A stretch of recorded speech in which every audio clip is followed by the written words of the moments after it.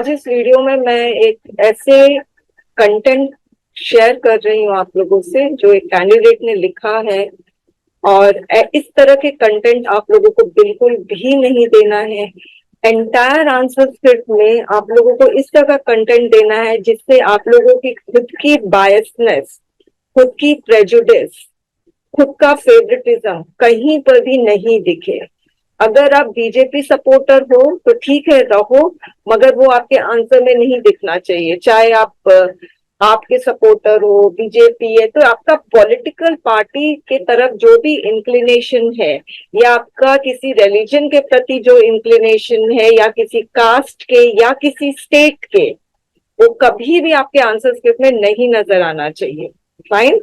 और दूसरी चीज ध्यान रखना है आप लोगों को कि कभी भी आप लोगों को हवा में बातें नहीं करनी है। अगर आप लोग सरकार पर आरोप लगा रहे हो, इल्जाम लगा रहे हो, तो उसके पीछे भी आपका एक सपोर्टिंग एविडेंस होना चाहिए। ऐसे हवा में आप इल्जाम नहीं लगा सकते हो। ये भी बहुत इंपॉर्टेंट है।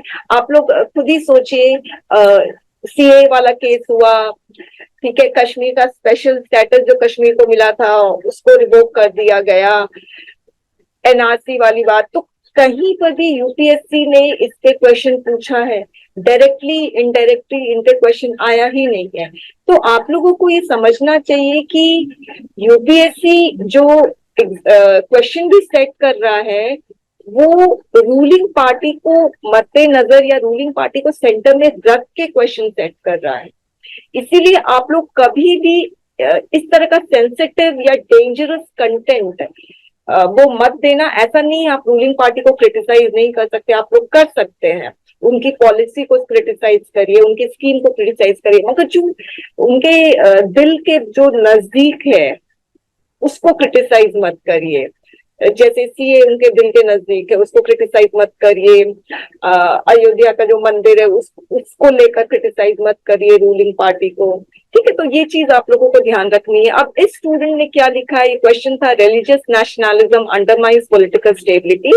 धार्मिक राष्ट्रवाद राजनीतिक स्थिरता को कमजोर करता है, ये क्वेश्चन है।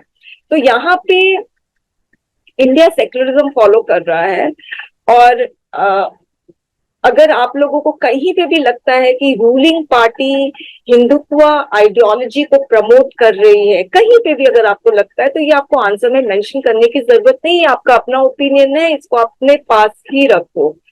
आप एक इंडियन सिटीजन हो तो वो इंडियन सिटीजनशिप वाली चीज आप में आनी चाहिए, वो आंसर में दिखनी चाहिए। ठीक है, आप हिंदू हो, मुस्लिम हो, सिख हो, ये चीज आंसर में नहीं दिखनी चाहिए। ठीक है, तो यहाँ पे ये स्टूडेंट ने लिखा है, the same religious nationalism got momentum when the BJP government, साफ साफ पॉलिटिकल पार्टी का नाम लिखा हुआ है।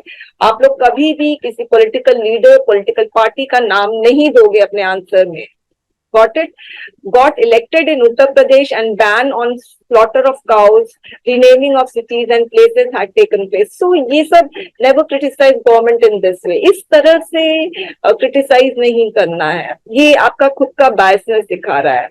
फाइन। अब यहाँ पर इसने लिखा है, India is about the victory of secular nationalism but on the contrary recent emergence of religious nationalism often after coming of Bharatiya Janata party. फिर से उसने बीजेपी का ले लिया है। तो ये सब चीज एकदम स्ट्रिक्टली प्रोहिबिटेड है, और ये बायस्ड ओपिनियन है। चाहे आप लोग को लग रहा है कि ये एकदम करेक्ट ओपिनियन है, फिर भी ये बायस्ड है। आप लोग इस तरह का कभी भी कंटेंट नहीं देना। Okay, thank you very much.